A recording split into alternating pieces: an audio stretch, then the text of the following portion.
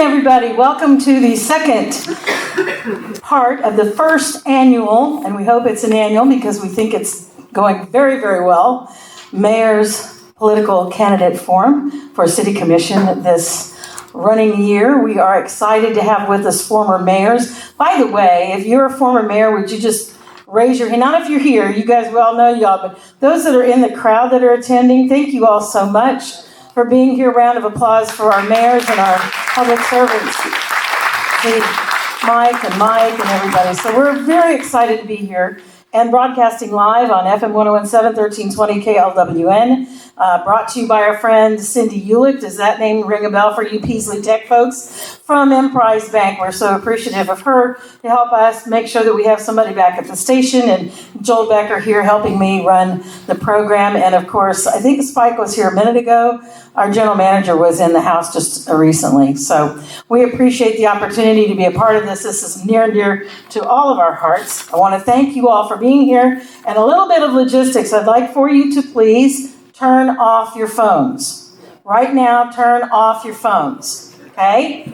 And if you're going to visit with one another, it would be helpful if you did so in between breaks. You know, when people aren't talking, if we'll just show everybody that kind of respect, that would be great. There will be time afterwards for you to visit with our wonderful candidates. And I'm just going to say, I think we should have a round of applause for our candidates because it takes something special to put yourself out there to run for office, as many of you know. I want to recognize how many county commissioners do we have? I was going to say, Gene, you better raise your hand, brother. There you go. Glad you guys could be with us as well. So we are going to take the time to ask the questions. This is a unique forum. If anybody doesn't already know, it is not a public forum where the public gets up to ask questions. We had a little bit of confusion, not much, just a little bit earlier. This forum is specifically for these people who have served in office, who know what it's like to sit in the chair that these folks would like to occupy.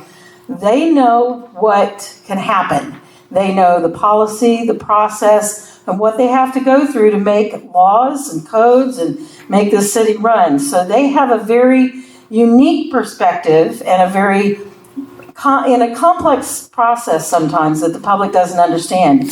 So we thought it would be a wonderful idea, and I didn't really have a lot to do with it. It's Bob Moody and Mike Amix got together, and then Shirley Martin Smith and some of the rest of the gang got together and said, yeah, that's a great idea. So we're honored to have with us tonight asking the questions this evening, and I wrote everybody down. Shirley Martin Smith, raise your hand for everybody. Marcy Francisco's with us tonight. Jennifer Ananda, Rob Chestnut, and John Nalbandian, all former mayors of Lawrence, Kansas.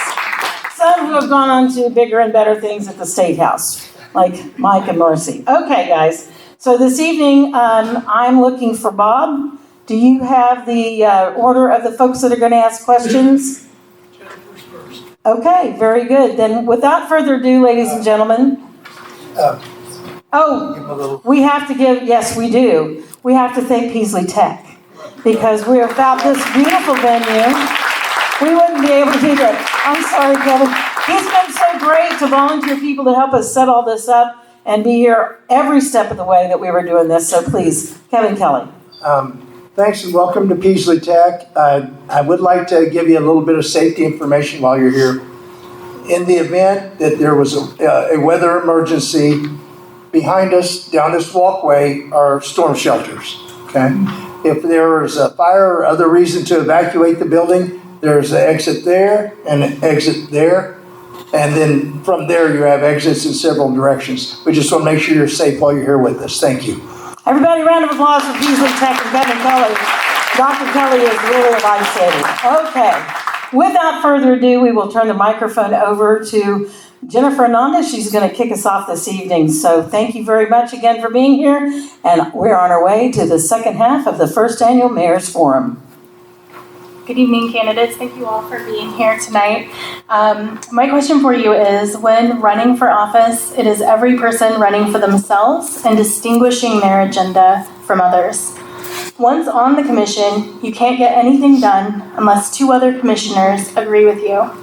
What is an example of collaborative work you've accomplished with a diverse group of people who don't always agree with you? I didn't think you needed to be in. That's cool. All right, I think I'm first out of the shoe. Okay. Well, first of all, from the subsequent forum, I just wanted to go ahead and add a little addendum to one of my answers. It was on sustainability. And what I was thinking about that was I just wanted to clear up and clarify. I am in favor of what the practices we do at the city level, but in terms of spreading it out for private development, I think that we already have some things in place with the new land development code, and I'm a little bit leery about putting that requirements on that. So I just wanted to clear that up. But to go into your question, sorry. And Kevin tells me you don't know who I am, so I'm Bart Littlejohn. One of the things I've always said to people is running for office and campaigning is a whole different animal than actually sitting on the dais and being a part of the commission. The first part, you're like running for yourself, getting out there to get people to know you and what your ideals are and what you believe in and kind of what you're going to do. But once you actually get through the door and sit on the dais, then you have to get things done. And then you have to work with people. And then you have to like give and take and compromise and try to figure out what's the best for the city. Probably the latest thing would probably be the land development code.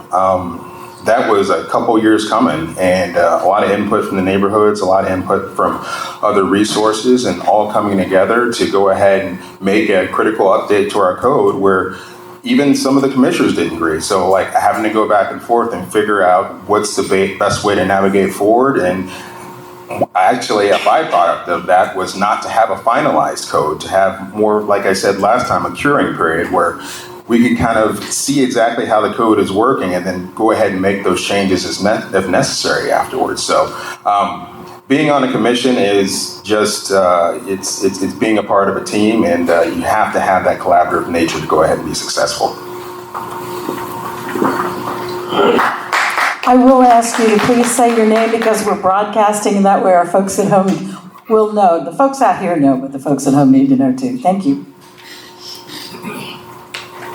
Good evening, I'm Christine Polian. Many of you don't know me because I've never done this before for the city of Lawrence or any other city. First, thank you Peaslee Tech and Mr. Kelly. Thank you mayors for doing this. This is a great opportunity for all of us. And in regards to your question, I've often compared this process to Survivor. In reverse, you start off and you are independent and you are one for yourself, but every single minute that I have been in this process, I've been thinking about the collaboration, if elected, that will need to happen on the dais if I'm elected. So in terms of how you handle yourself, first of all, in this process, you need to be respectful to everybody.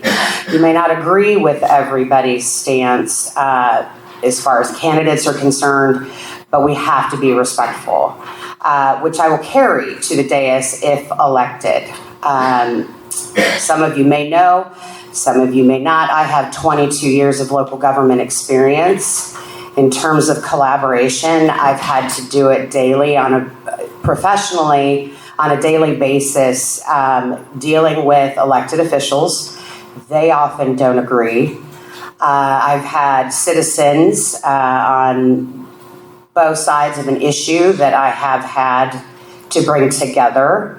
One area as far as collaboration that I can immediately think about is employees. I've been over HR for the entirety of my profession, so I have often had to bring employees in and have a sit down and talk about it. Communication will make or break any organization. So I intend to communicate with the constituents. I intend on communicating with my fellow candidates when necessary, and I plan on absolutely communicating and collaborating with anyone that's sitting on the dais with me if elected. And one thing that I will say is I can work with anyone, provided they're ethical. Thank you. And just so that we can take care of this, Kevin, do we have a timekeeper? Are you able to see it? Okay, very good.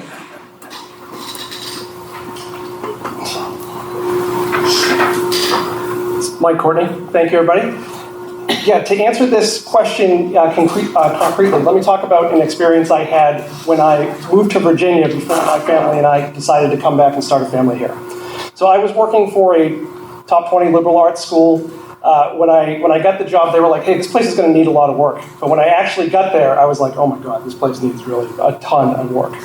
And so what I found when I got there is there were lots of silos in the university. So there was a silo around networking, there was a silo around compute, like servers and stuff like that, and then there was a silo around education.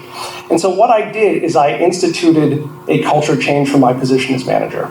So what I was able to do is I talked to my manager, who really wanted to do the right thing, but he just didn't know how to get started. He was also super defensive, and it just took a little bit of time to start wearing him down. In parallel, what I did is I started working instantly with the compute side of things. I then went to my boss's boss, brought him into the conversation. He was the CTO of the university. And then we started having collaborative meetings. And what ended up happening was the compute team and our team together were able to put together a network. I mean, it took a year and change, but we were able to put together a network that literally became the basis for the University of Virginia and Virginia Tech. So here we were, little, art school in the middle of the Shenandoah.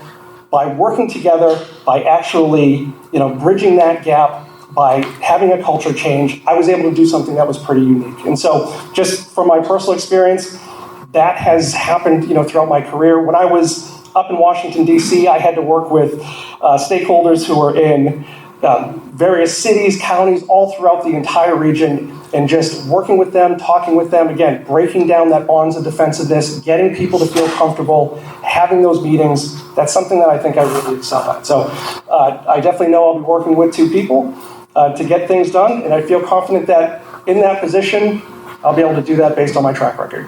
Thank you.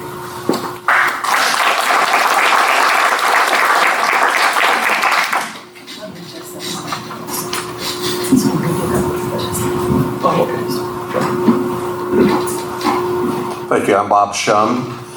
An example of my ability to work with people, work with the other commissioners, and work with the public, I would cite Rock Chalk Park as a rather large deal. And we worked through 3.5 years of planning, implementing, and out there shooting hoops.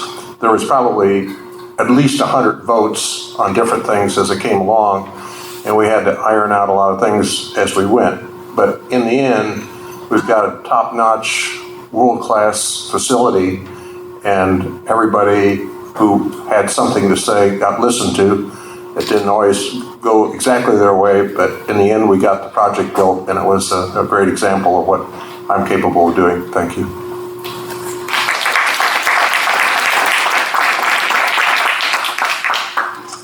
Our next questioner is Rob Chestnut.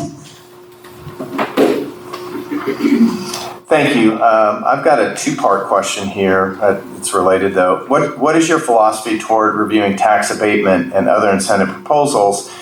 And as part of that response, are there past examples that you can point to which have been effective in the community?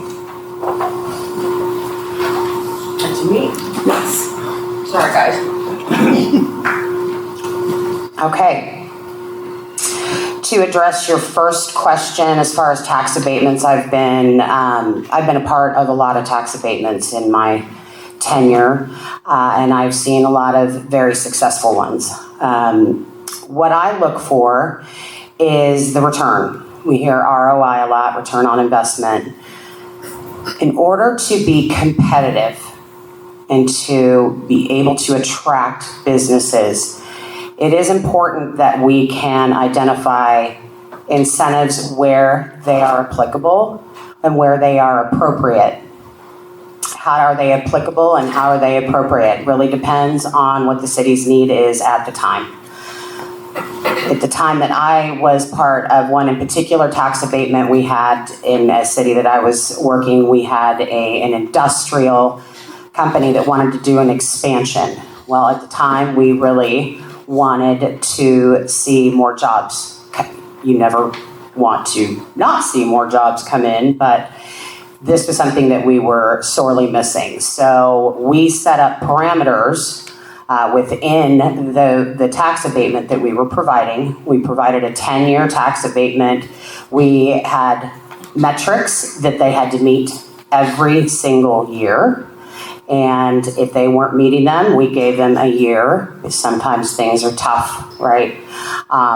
But if they're tough for an industry, typically they're going to be tough for our residents as well. So we should give a year.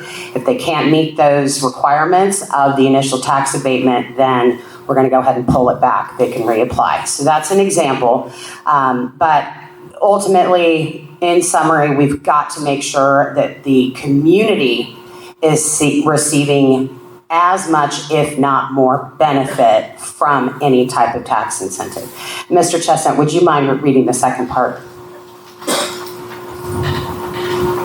Are there past examples that you can point to which have been effective in the community? So I did just outline one, and it was very effective. We did end up adding about 25 jobs within a 10-year period, which may not sound like a lot, but that is one business. So that was probably a 20% growth for that particular company. They met all of their standards, and they have now done 2 additional expansions in that community. So there can be benefit, but really what has to happen is we hold those recipients accountable. Thank you.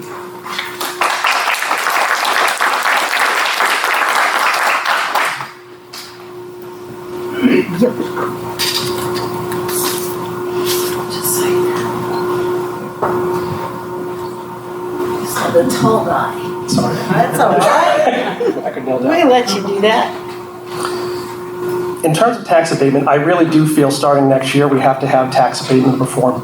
When you look at the property taxes versus industrial and retail that we have in Lawrence right now, it's a 70-30 split. It's actually a little more than 70 and a little bit less than 30.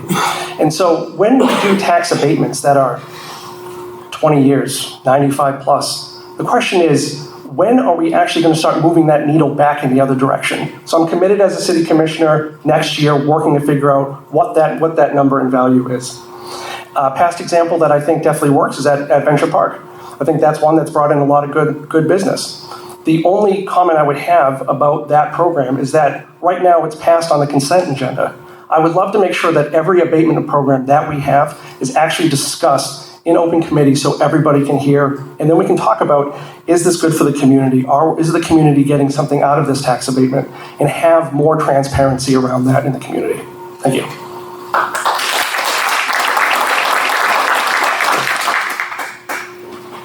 Bob Shem.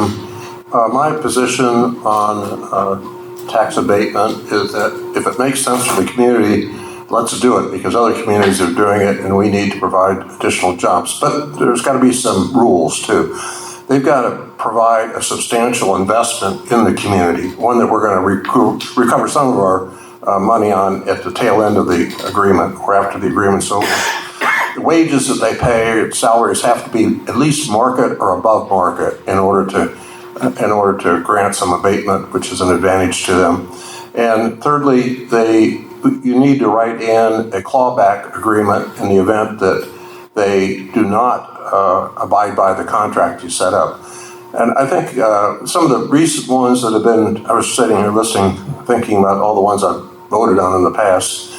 But a couple that make sense that are still going strong. I remember the Holodome, that was a big tax abatement when they got started, and we needed it for a community conference center, more or less, convention center, and it did well, and it's still going on. They've sold it, but I mean, it's still there. Another one is the hotel downtown, the Marriott. That's another example of something that worked well for the community, and there's several more, but I can't get them to mind right now. So, thank you.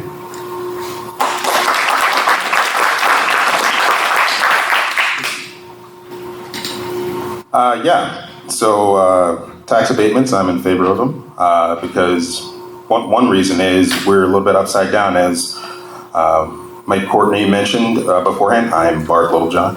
I kind of remembered that time. So our split is a little bit out of whack. We're a little bit over 70% commercial, residential, and then the rest commercial. But within that commercial, it is also divided between this, like KU, City of Lawrence, and other non-taxed entities. So we really need to make up a lot of ground. So in doing that, with the tax abatements and tax incentives, and I think we made a lot of ground in making ourselves a little bit more competitive in that regard as well. And reducing that split so it's not so high, so that we will get some of that benefit as well. And for the abatements themselves and the incentive agreements themselves, a lot of times they actually come to us before the commission, before they're passed in the consent on second reading. So I just want to go ahead and let folks know about that as well. Yes. That's part of what I think we should do to go ahead and boost our commercial in this town, because it pays twice as much as residential, and that helps everybody out here because that means that you don't have to pay as much on your property tax. So, but in terms of an example, I would probably say there are multiple examples since I've been on the commission. One of them is Children's Child Care Center. City participated and invested in that. One of them is U.S. Engineering, which is manufacturing. City participated and invested in that. One of them is the Bison project, which is affordable housing. Another one is Turnhala, which to go ahead and refurbish that venerable site that's had a lot of history here in town. Another one is the Reuters building, another historic site to go ahead and renovate that.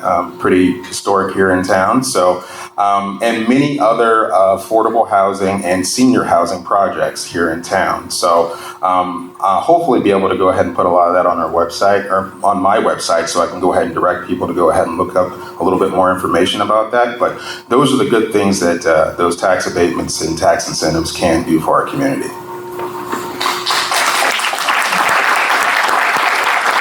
Isn't this a great night? Are you guys having a great time? We're halfway through the board over here, but I just want to, take a deep breath, think about what you've heard before we get started again, and realize that this is a unique and wonderful event, and I'm so glad to see you all here. Our next questioner is our wonderful Marcy Francisco. No, it's John? Bob? You don't look the same, Marcy. I don't know what happened exactly, but John Nalbandian, everybody.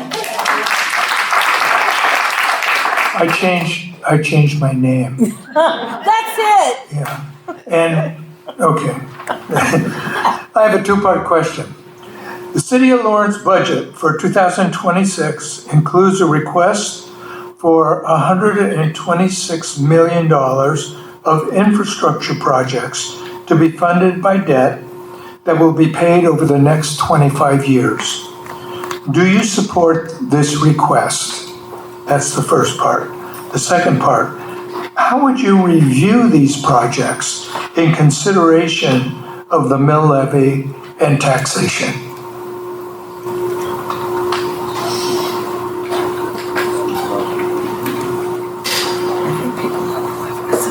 So no.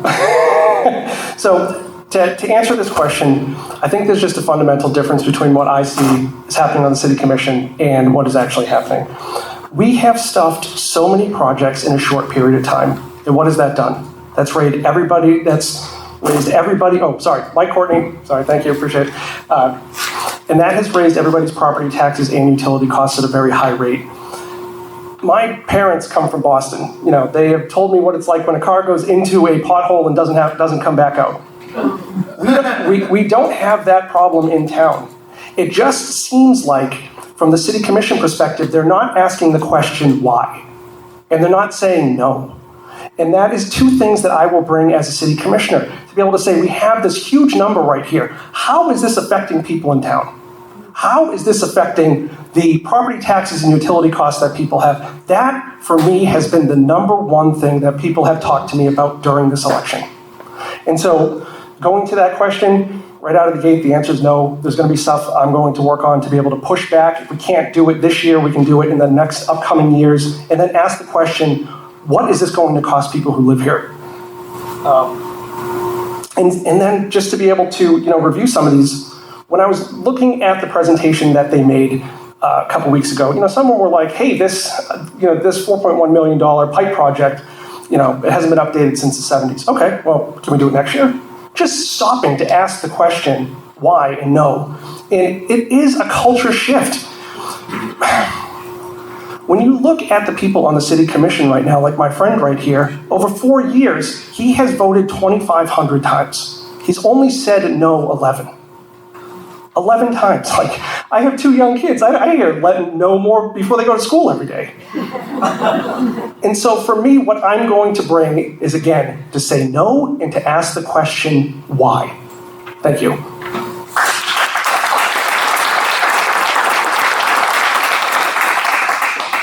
Bob Shum. That's a lot of money, Now, the city collects around $550 million, and we're short. Now, how does that stack up? We're just spending too damn much money. We got to get that under control. We've got to start to say, is this something we really need? Is it? Maybe it is, but not everything. Everything all at once runs the bill up. And I tell you what, it just befuddles me how that has happened. We're building a $130 million new garage right now. $130 million. I mean, maybe we need it. Everybody says, oh yeah, it'll be nice. I'm sure it'll be nice. It better be nice. $130 million bucks. But, I think it's out of control. I really think it's out of control. I'm going to challenge everybody that comes in that says, we need to buy this. I'm going to stop spending money. I really am. I'm going to get this under control. Thank you.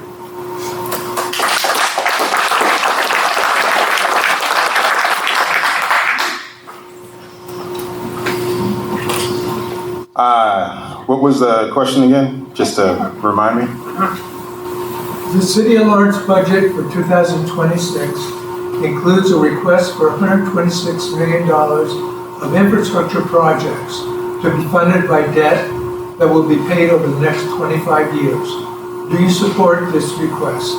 And second, how would you review these projects in consideration of the mill levy and taxation?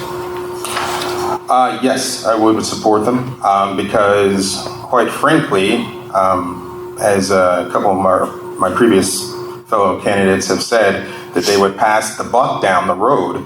That has been happening for the last couple of years and for a very long time until we're dealing with the problem now.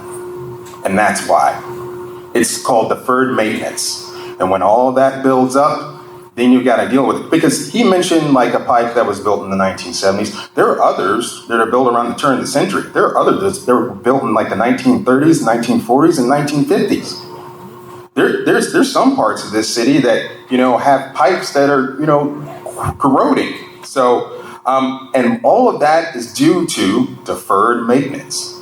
So, to answer your question, yes, because I want to put us as a city in the best possible place, which is the lowest cost of ownership, which means that you have property, you have infrastructure that you're not paying overages on because you're not always repairing it. You have the life expand you can expect from it. And then until it needs to be replaced, which is many, many decades down the line. So as the second part of that, during my time on the commission, we've developed the asset management plan, which helps us to go ahead and scan and detect our infrastructure and what state it is and if it needs to be repaired and replaced, which is, and works in conjunction with our CIP, capital improvement plan, so that we don't have to do it all at one time. The only reason that we have a lot of these big structures in place is because it's needed. But the hope is this: it's like a bell curve where we're working up to the top, and then in the next couple of years, we'll have some relief. So this is all part of our plan to go ahead and make sure that we are on that lowest cost of ownership and that we are replacing it when needed, but not everything at the same time. It is all a part of an asset management plan that helps us make sure that we use our infrastructure efficiently. So.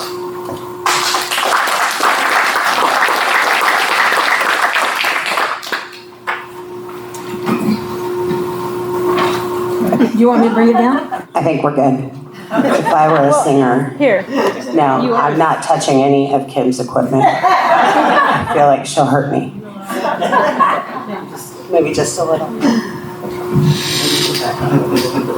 Okay, thank you. Christine Polian. I have come from a world where I have issued hundreds of millions of dollars of debt. I have managed a capital improvement program for 20 plus years. Do I agree with the debt that we've issued? Absolutely not. And the biggest reason is because I haven't seen a long-term financial plan. And when you are issuing any debt, whether it's 10 million or 130 million, you need to know how that is going to tie to the amount of mills or utility rates that you need to fund said debt. The only thing I've seen coming from staff thus far has been a vague statement of 4% valuation increase should cover it. That is not how you issue debt. I'm sorry. I'm very concerned about the level of debt that we are issuing. I've been saying it since an open meeting July 8th. And I asked the existing commission to please get a long-term financial plan that ties everything to either utility rates or mill levy. And to pay attention to the temporary notes, I won't go deep into that, but the way we issue debt is concerning to me as well. By the way, finance is my expertise in local government. I've managed budgets, CIP, debt, and the finances for many cities. This is very concerning. So what do I hope to do? I hope I can convince everybody that we not issue any debt until we understand where we are financially. I'm very concerned, and I do know that a mill levy is likely going to have to be increased, our mill levy, to pay for the debt that we've issued thus far, and 126 million is coming next year. So stop the MSO campus if we can where it's at. Stop issuing debt. I want a forensic accounting of the CIP projects we've done for the past 5 years. I've heard many stories, most of them confirmed, that they have not been done best practice. We are doing projects over. Iowa Street's been done far too soon. I have a lot of issues. That's actually why I am, one of the main reasons I'm running, is because of our debt issuance and the overall finances. So I will get in there, I promise, and fix it.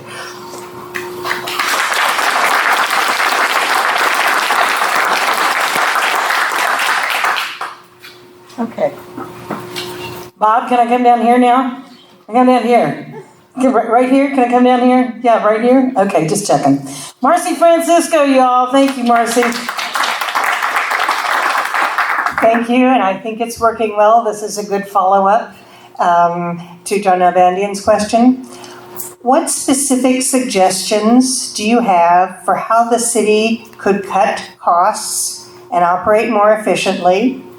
Conversely, what programs, if any, do you believe should receive more funding?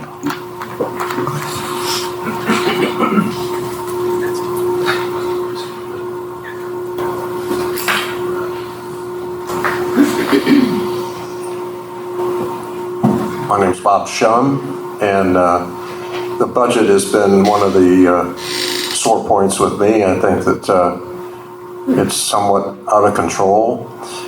If you look, how did we get to this point? Well, in the COVID years of 21 and 22, 23, we were flush with money. The federal government was handing out money. Sales tax revenue was going up because people are sitting at home spending the money they're getting handed out by the federal government. And we just had a bountiful amount of extra money.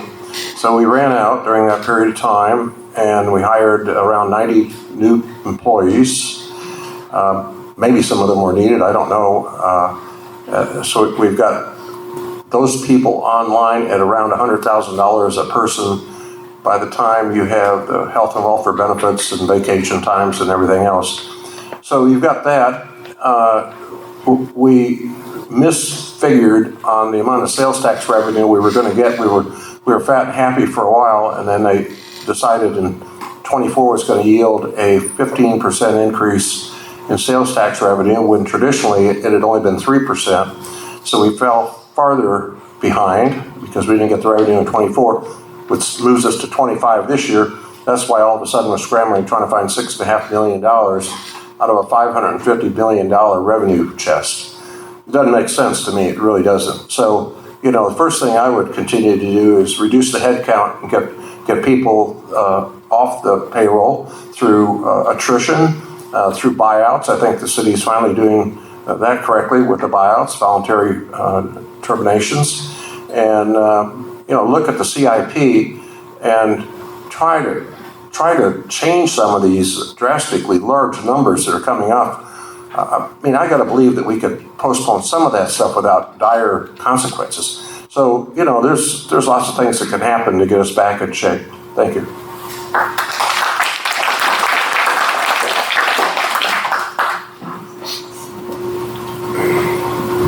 All right. Sorry, I'm moving it a little bit. That's okay, I got you. Okay.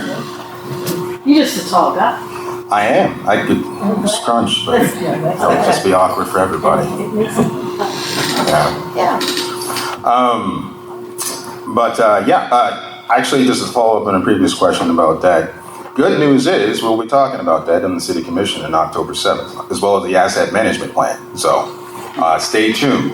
We'll be talking all about that, and we'll be bringing in experts. So to follow up with your question about cuts, we, especially in this previous budget cycle, we've already cut pretty close to the bone. And I know that previous years that a big brunt of the cuts have been borne by the Parks and Rec Department, and I think we've gone about as far as we can go with them. And I seriously doubt anybody wants to make any cuts to public safety. So I think we've pretty much, if not down to the bone, we've reached pretty darn close. So then going back the other direction, I would probably say in terms of another service that we could probably would deserve a little bit more attention is economic development, is because that's the one aspect of a city that goes ahead and brings in revenue, that kind of helps folks start their own business, grow their own business, or and employ people here in town or attract other businesses. So anything we can do to go ahead and add to our commercial tax base and make sure that folks are getting jobs, and that leads to a little bit more of a thriving community, and then that goes into services which folks in this community really love. So and that aspect of it, I would say, is probably pretty important. And to actually follow up with something that Bob said as well. On the CIP, regularly we look at it, and if things don't really make sense, we push it back to another funding year, or we move it forward another funding year. That's part of the give and take of it. But we always want to make sure, like I said, with that asset management program and looking at our infrastructure, that we are meeting that lowest cost of ownership for the public.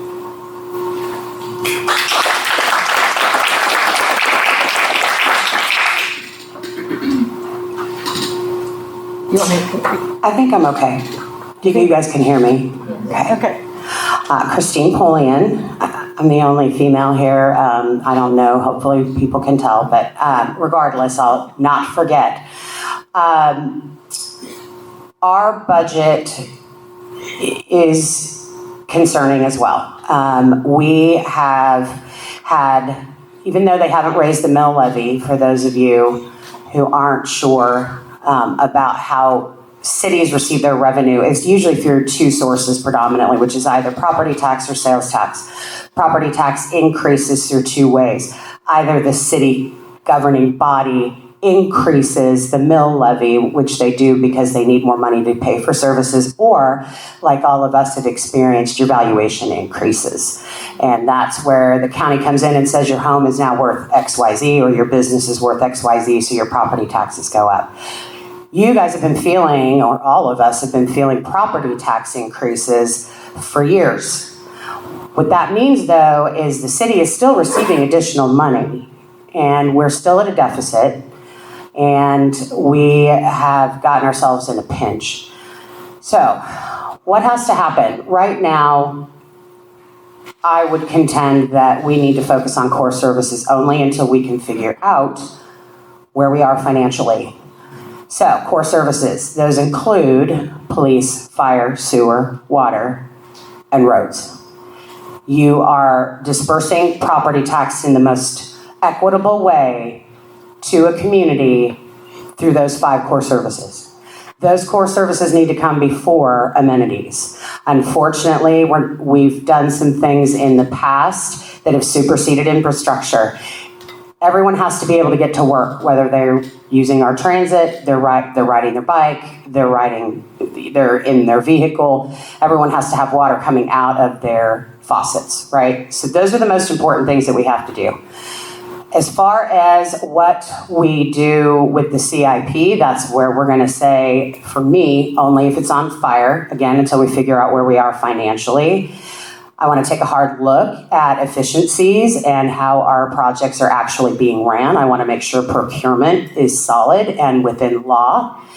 And I want to take a look at what departments are maybe not running as efficiently, and maybe we can reduce some labor costs. That's what I plan on looking at. Thank you.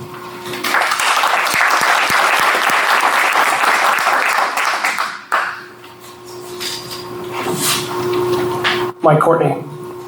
Yeah, so there's some places where I think we can, right out of the gate, start making change. So for instance, we're talking about the CIP. Wichita, they use a 10-year CIP, and Wichita is not some small, out in Wallace County somewhere. So obviously, if the largest city in the state of Kansas can pull something like that off, we can too. We can spread out those road costs, we can spread out those expenses over a period of time, and then have the ability to say, we need to fix X this year, Y the year after, Z the year after that, with the focus of what is this going to do to citizens in town? How is this going to affect our affordability? Because again, that is the number one issue that everybody tells me about. So a couple things that where I think we could save money. So one is that 10-year capital improvement plan. The other one is around the MSO plan. So the MSO plan, when it was first announced in 2019, was supposed to be $29 million. It's now become East Lawrence's Taj Mahal at 130. I believe once we finish this next part of that project, we should start moving right away the assets that exist at 11th and Haskell up there out of the floodplain. We can use that land that's currently available there to either sell that to other industrial companies who want to come to Lawrence, or do something where we can start offsetting the overall cost of that project with that land. And then I would also focus on economic development. Back in June or July, I went before the City Commission, and this is an area where I would say we need just a little more funding. Rather than have a director of economic development that sort of just sits in City Hall and just talks to municipal people, I want someone who's a hunter, who has a Rolodex of the region, who can reach out to your Garmins, your various H&R Blocks, various companies in Kansas City, and bring those here. Because part of the plan for me about having housing that's affordable is once you have that, where are people going to work? They can go to Topeka, they can go to Johnson County, but I want those type of jobs here too. And so rather than the cuts, which I definitely believe have to happen, we also have to talk about how are we going to increase revenue, and one way to do that is just change the way that we do economic development. Thank you.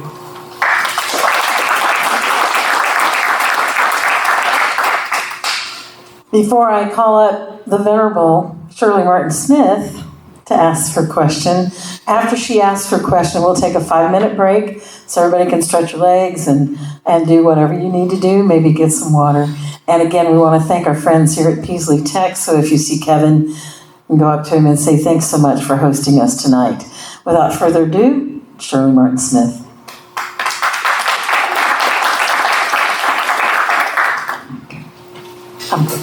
Good evening. Okay, this question. What is the most important work as a city commissioner?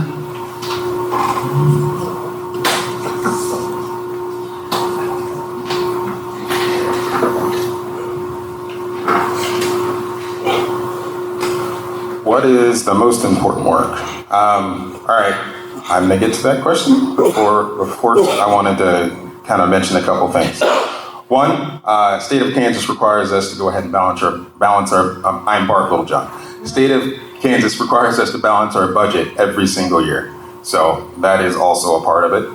Number two, I just want to thank the city staff for all of their work in doing that this past year, considering the deficit we were faced with and being able to go ahead and accomplish that task. I know it was very hard for them, and I want to go ahead and commend them for all of their hard work, because I know it took quite a bit of effort. And third, I know it was mentioned, with the MSO facility and, selling out that property at 11th and Haskell. I would be a little bit leery about that since it is in a floodplain, and that's the reason why we're moving out of there. And it's you'd have to be very specific what business you want to go ahead and put in there. So I just want to urge some caution there. So there's a reason why, that is being considered to be moved. One of the most important things to do as a commissioner is go ahead and, be a part of your community, listen to the community, and have long-reaching goals and short-term goals that benefit your community. I think that's kind of what I've done ever since I've come on in 2021, because when I first came on, some of my goals were housing, houselessness, economic development, and infrastructure. And, that's why I said in the last time I was up here, I said it, I meant it, I'm doing it. I mean, I'm committed and driven to go ahead and do the things I said I was going to do when I first ran for office, which is houselessness. Go ahead and make sure that attach those folks with resources that were camping outside in an unsafe situation. Housing, making sure that we have some more housing for the missing middle, those nurses and doctors and teachers and people like that. And also just market rate housing, available housing and accessible housing, and making sure people can stay in their housing. So, and then the economic development, also part of the earlier conversation I said is part of those incentives that, help our community because they bring jobs, they bring more money for commercial development and commercial property tax. Not only that, commercial sales tax, which goes to help and helps our community, as one of my fellow candidates said, that sales tax is a part of that equation as well. Not only that, but as the other component of economic development, building up those small businesses so that we have people a little bit more empowered to go ahead and run their own businesses and employ more people here in town and contribute back to our town, because I know that's what they'll do because they care about Lawrence as well. And then infrastructure, making sure, I'm harping on it, that lowest cost of ownership, which is, what we want to go ahead and get to by addressing that deferred maintenance. So in summation, yes, I said it, I meant it, I'm doing it. So.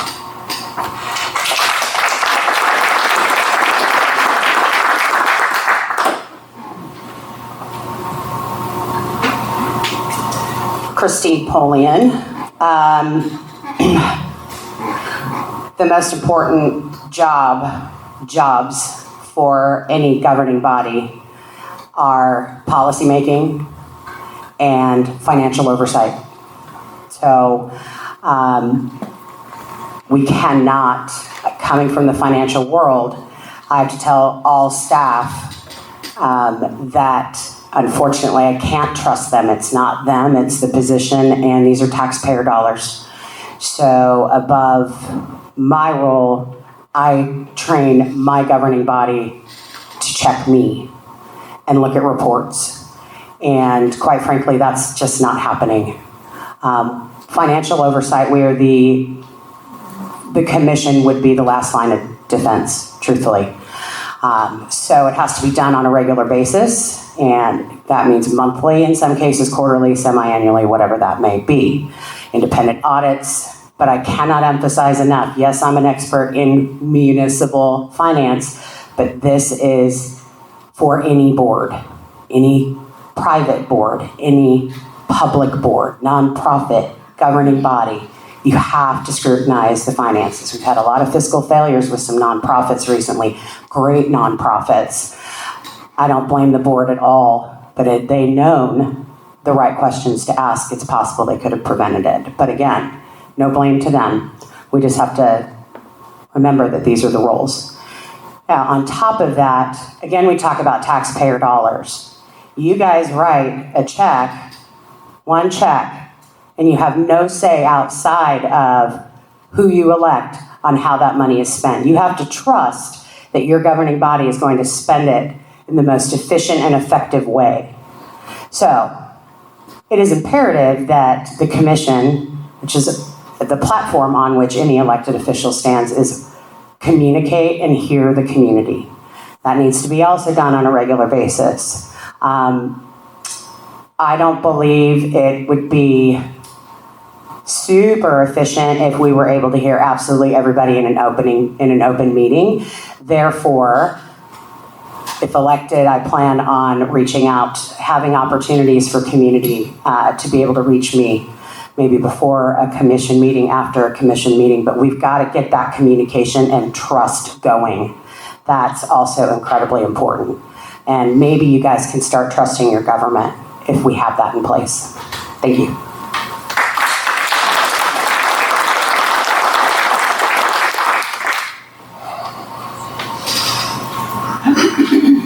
For this question, I really do think this, for me, is where the current city commission is falling down.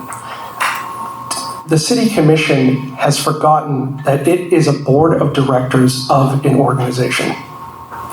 That when somebody presents something to them, they have the ability to say no or why. And I said that earlier about Bart's voting record, but it's not just him. Since 2023, another person who got elected, out of his votes, he's only said no 5 times. I mean, what's the point of having a city commission if nobody says no or why? You might as well just elect the city manager to run the town.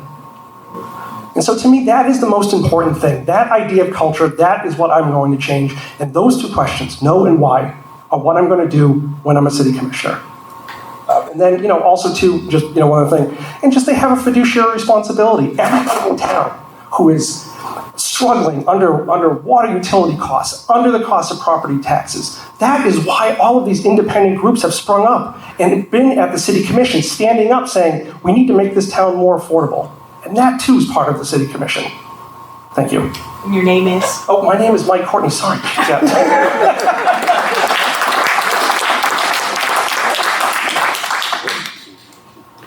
Bob Shum. The most important work the city commissioner has to do is to get all the facts and listen to as many people as you can before you make a decision. I think if you do that, you'll usually get the answer very, very correct.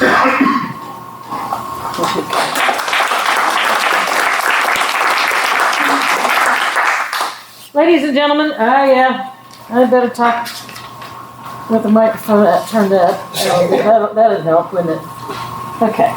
Ladies and gentlemen, that concludes the first round of questions. We're going to have a chat with Bob Moody and see if we have a second round of questions. We are going to give the opportunity to our candidates to sum up anything that they'd like to say, anything they'd like to correct. But right now, we're going to take about 5 minutes for you to just check it out a little bit. Talk to each other, have a minute to discuss and think about what it is we've been listening to this evening. KLWN is going to play back the first forum coming up tomorrow morning at 9:30. We'll play this one back again on Wednesday, and make sure that you can. That'll be at 9:30 in the morning as well. And I wanted just to thank some of the other folks that I know have been involved with putting all of this together. That some of those that are not asking questions today, Ernie Angino and Mike Amix is at the back, and we are just delighted to have Mike Rundle here, and Boog Heiberger's over there. Boog, good to see you, and so grateful that you were here on Wednesday to ask questions. We have a lot of great folks that are part of this, thanks to Bob Moody, and I have to say Bob Moody and Mike Amix, because it was their brainchild kind of thing that they did. So, again, take a break, enjoy each other's company, be glad for this wonderful place that we have, and this great town that we have to live in the county, quite frankly. I am one of the products of one of these. Don't judge it by that. I'm just saying, I'm grateful that I was born and raised here, though, because this is the kind of thing that fills my heart and makes me know that people really do care about what's going on with everybody in this town and everybody in this county. So go schmooze a bit, and we'll be back in about 5 minutes. Ladies and gentlemen, if you will have a seat again, we will get started with this last push to the top of the hour. We are broadcasting live on FM 101.7, 1320 KLWN. Thanks to our friend Cindy Ulick from Emprise Bank. This is the second half of the Mayor's Forum, and while we may not have elections every year, I think it should be an annual event sponsored by the mayors where they take the sitting city commissioners and sit them in those seats and ask them questions. I'm just saying, right? Okay, we're going to ask one last question of all of our candidates and do one more round, and then they will have 3 minutes to give some closing remarks. So again, I want to thank Peaslee Tech. I want to thank you for coming out. I want to thank my friend Joel Becker from KLWN and David Ward back at the station, and our general manager Spike Santee for allowing us to do all this, and for the two mayors that got all this started, Mike Amix and of course Bob Moody over there. Big round of applause for everybody. We will start again. If you're all in your seat, what did our teachers used to say in our places with bright smiling faces? You remember that? I know, I'm that old. Okay, we'll get started again with our wonderful Jennifer Ananda. Now that the Lawrence voters have turned down the proposed change of government for the city of Lawrence, what are your thoughts about returning to electing 3 commissioners per election?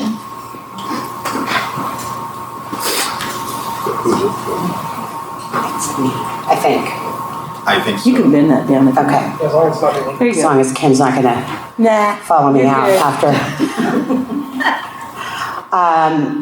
I have worked under a few forms of government, and certainly electing a majority every 2 years has a lot of benefit, for sure.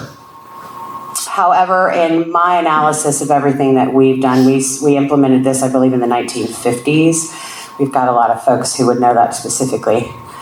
Not because of your age, by the way, because I'm so sorry.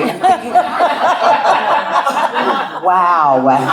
To our listening audience, that was not towards their age. I'm having a great time here right now. Okay, getting back, only because we know a lot of folks that know the history, our rich history. So we implemented this form of government of 2 years. You could potentially replace a majority every 2 years. Though it may sound good in theory, in my opinion, through my analysis, I believe that might be why we've had some stagnation in getting things done, maybe like infrastructure. What that means is you are able every 2 years to completely change the direction of the city. Now, having worked in local government for 22 years, city does not move quickly. And that is intentional, and it is a product of trying to ensure that we are getting to the masses, we're hearing from the masses, and we're doing what the masses want. As a private entity, you can just go in and do what you want. We can't do that as a local government. So I would be a representative of the community, and if the community wants to go back to every 2 years, guess what? That's what we do. It's the community's choice. I just think, based on my observations and analysis, I think that could slow us a little bit. So I would be in favor of maintaining the 4-year terms. So, thank you. Am I supposed to say my 3-minute word? No, we'll come back to you. Okay, thanks. You all look great. Spry, thank you.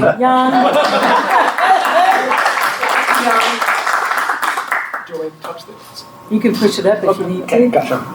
There you go. Yeah, you know, it's funny. I was talking to somebody about this on. Oh, thank you. Who are you? Yeah, Mike Courtney. Thank you. Appreciate it. I was talking to a supporter of mine a couple days ago just about this topic because, it was voted in 2022. It kind of flew under the radar, and a lot of people were asking, especially in this race, like, what happened to that? And I don't think anybody did anything untoward or anything like that. But the idea at that time was, hey, we're going to make sure that everybody who's elected gets a chance to be a mayor.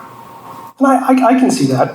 I think what we need to do, though, is especially last year when the weak mayor, like the mayor as vice president proposal, since that didn't pass, I would be in favor of putting this on the ballot and just getting people's opinion on this. I've heard mixed things from people about it. I think it would be a good way to just clearly say this is what this community believes going forward. This should be the form of city government, especially since last year it was voted down when we were trying to make another change. Thank you.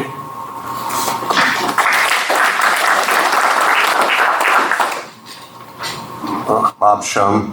I was kind of sad to see that the initiative did not pass for a strong mayor and a little bit larger council commission. We've had this form of government for a long time, and it dates back when the population was probably less than half of what we have now.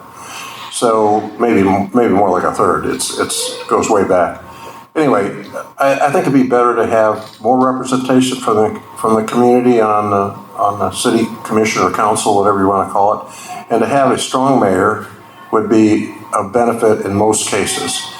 And so that being said, it didn't pass. I'm a little surprised it didn't. It got close. But then the question, of course, is now do you want to elect 3 every 2 years, I presume meaning 2 4-year terms and 1 2-year term, so that you have the option to change the commission. I really don't have an opinion. I go either way, but probably it's worked well in the past. It'll probably work well in the future. So thank you.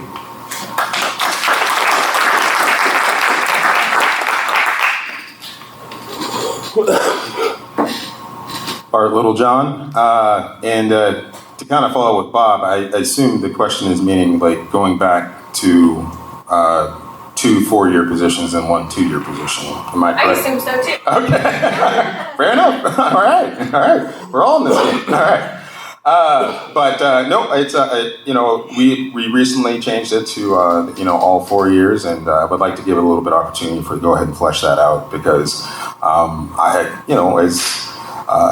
I believe Christine said, giving it that opportunity to go ahead and have a bit of an opportunity to go ahead and make those changes that are good for the community, I believe would be helpful. So I believe we only recently changed it, so I believe this is kind of a little bit more of an experimental phase. So if need be, and it is the wish of the voters to go ahead and bring it back, and you want to go back and change to the previous model where it was 4 and 2 every 2 years, I guess.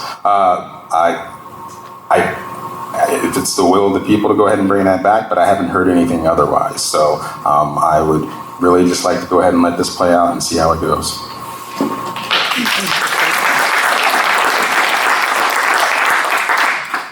We can do another question, and if Rob Chestnut would like to get up and be the questioner, that'd be great. Thanks, Rob. Thank you. How would you enforce strong accountability for developers and businesses receiving public funding or incentives? Yeah, sorry, Rob, can you repeat that one more time, please? Sure. How would you enforce strong accountability for developers and businesses receiving public funding or incentives?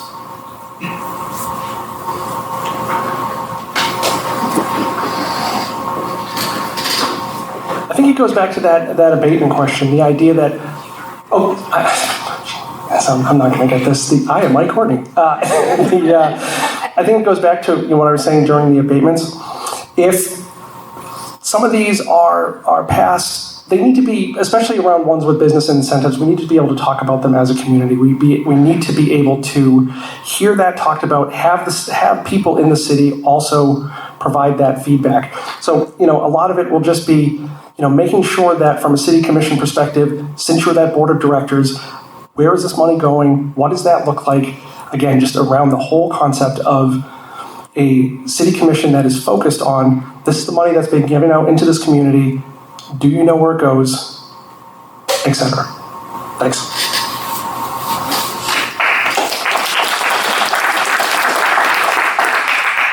Bob Shum. We need to have an annual report from the companies that are receiving these benefits, and I would suggest that we should have it audited by a CPA other than a person that works for the firm. So that would pretty much allow us to track and make sure that we're getting the bargain that we set up. Thank you.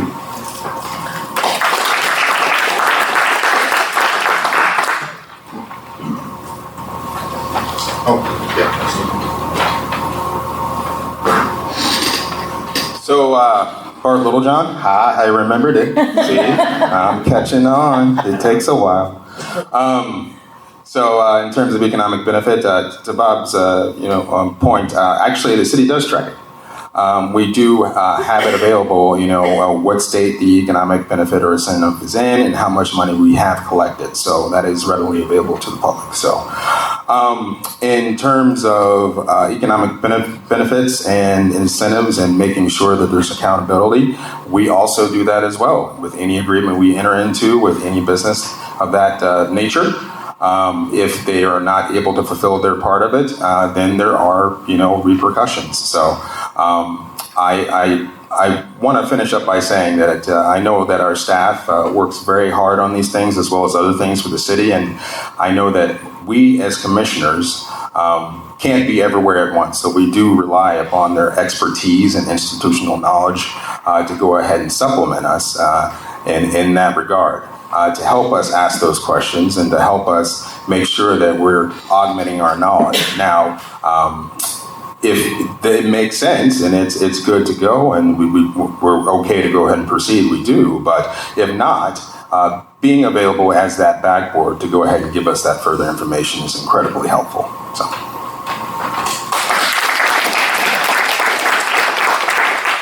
John? Let's see. I have an answer. Christine. Well, Christine, you have to sing yours. Okay. You're mad at me because I touched your microphone.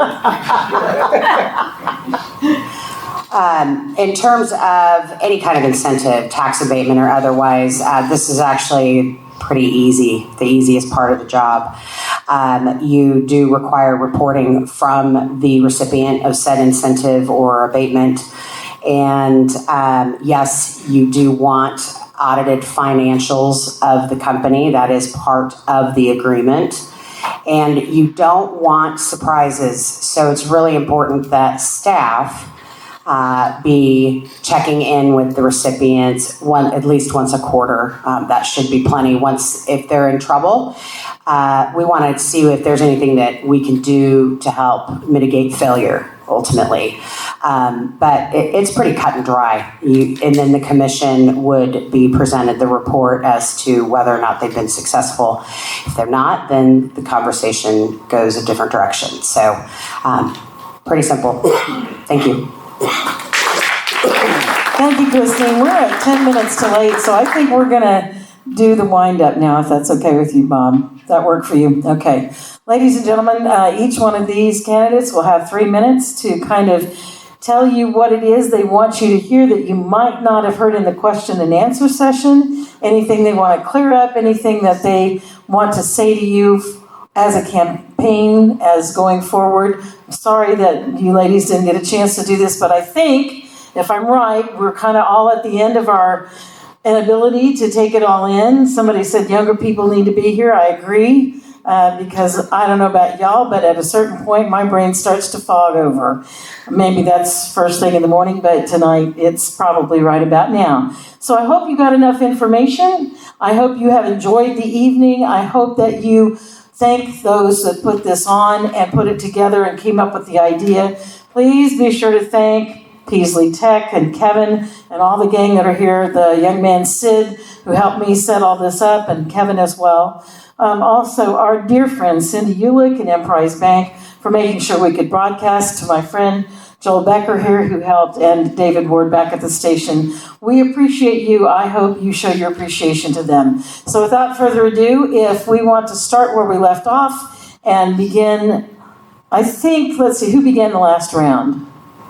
I answered that horribly, so probably me. I think it's Bob. So Bob Shum will lead us off, and then we will go down. Ladies and gentlemen, we are concluding the second half of the first annual Mayor's Forum for City Commission. Give him a hand and welcome our friend Bob Shum to the microphone. So I am Bob Shum, and I am running for the Lawrence City Commission. I have been in Lawrence, arrived when I was 17, and as my mother said, I never came home. I've had a wonderful life here, been in business 45 years with different restaurants. Some of them you might recognize: Buffalo Bob's Smokehouse, the Mass Street Deli, Bull and Boar, Arthur Porter's, a couple others along the way. It was a great run, 45 years. I've been on the city commission a total of 12 years and served mayor 3 times. So I feel like I have the experience and the knowledge of the community in order to do the job that is required. And it takes a long time to learn both the city commission business and to understand the community and then put that together. I believe I have that knowledge and the experience to do that. The only thing I would like to suggest that we didn't get a chance to talk about tonight, it wasn't really in the realm of governing, but I feel badly about the fact that we're going to start charging people fees to use our recreation center. I was the mayor when we developed that project there, and I promised there would be no fees to play, and we made it good for everybody in Douglas County because it's funded out of a special recreation fund that's created with sales tax. The thinking was that a lot of people not living in the city limits certainly buy things in Lawrence, and they create to the fund. It's been a marvelous, successful operation. Tremendous participation on tournaments, on walk-ins, on seniors. It was built for 2 reasons. We didn't have enough court time for kids, and we wanted to do something in the health and welfare business, give people the opportunity to get in and improve themselves. You go out there on a February day and you can't hardly get on that track, that indoor track. So I think it's important. It was really functioning well. I hate to take something that's not broken and try and fix it. I don't think we're trying to fix it. I think we're just going to make a bigger mess out of it. If elected, I will work to restore free play at the rec centers. Thank you.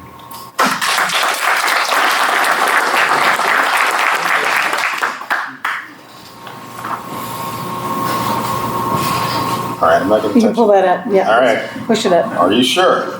Okay. Yeah, I am. All right. I don't want to get in trouble, man. Talk to you. All right. Bart Littlejohn. See, I did it again. All right. So I'll probably start off by how we started off in the beginning. It's a lot different to run for office than it is to govern. Because when you're sitting up there on the dais and you're part of a commission, which is part of a team, you have to work with each other to go ahead and get things done. And people are counting on you to go ahead and get things done. So I've had the pleasure of doing it since 2021, and I want to continue to do it for the city of Lawrence.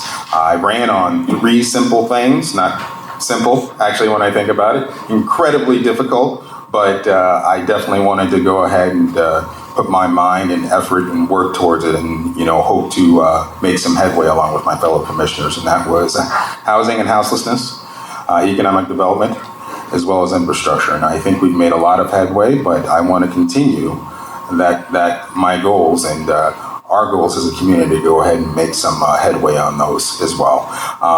The one thing I want to add that we've talked about a lot of this gig in terms of governing and that part of it, but there's a whole nother part of it that people don't really talk about or think about, but you guys know about who are mayors. That's going to elementary schools and talking to kids about civics. That's going to high schools. That's showing up for city employees when they've had 30-year or 40-year anniversaries and looking them in the eye and thanking them for all the hard work they've done and dedicated to a city that they really believed in. And that's also showing up for Veterans Day and sitting down and having a breakfast with a veteran who's given the most or seen people give the most, as well as him giving all he can for this country. So that's also a part of it. And that's also a part of being community. And that's also a part of being a leader and making sure people are heard and showing up for people when they need you the most. Thank you.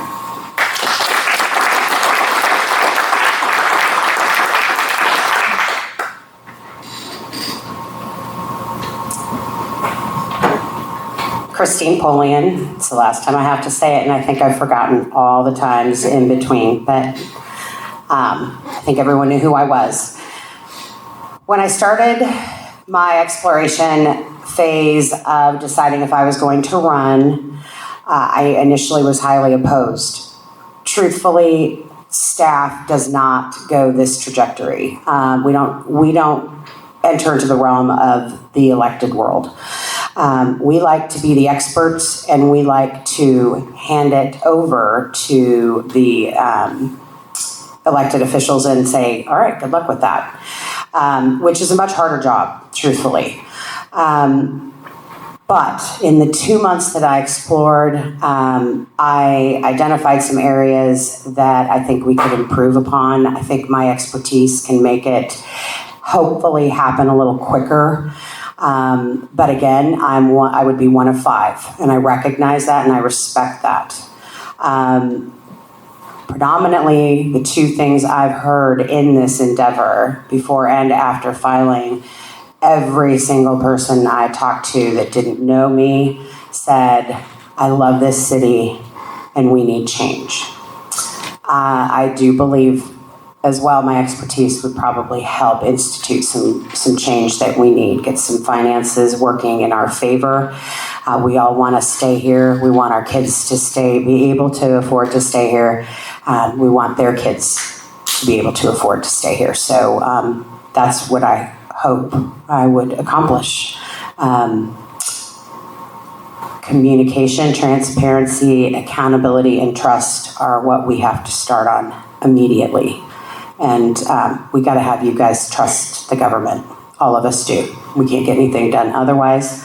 I think the commission today has a hard job. I think they've made some hard decisions, and they are making decisions on things that they themselves did not create more often than not. So this isn't the blame game. This is let's move forward, and we can. We have a lot of reason to be optimistic, hopeful. Let's get started on that. So you all look beautiful and young, and thank you.